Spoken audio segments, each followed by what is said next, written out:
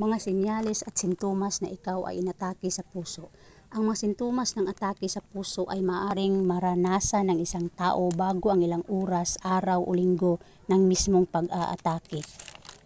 Ito ay kadalasang naging sanhi ng pananakit ng dibdib sa loob ng mahigit 15 minuto. Gayunpaman, may mga kaso kung saan ang isang taong aatakihin sa puso ay maaaring hindi makaranas ng malubhang pananakit ng dibdib unang anuman, lalo na sa mga kababaihan, at kadalasan ang pananakit na ito ay inaakalang sanhi ng hindi pagkatunaw ng pagkain dahil ito ay hindi gaanong malubha. So ito ang mga sintomas ng atake sa puso.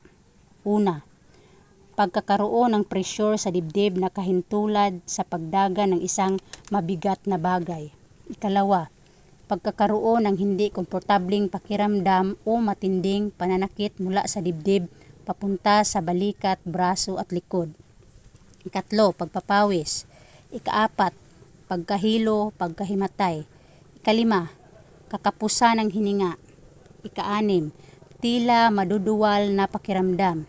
Ikapito, lubhang pamumutla. So yun ang iba't ibang mga senyales at sintomas na ikaw ay inatake sa puso.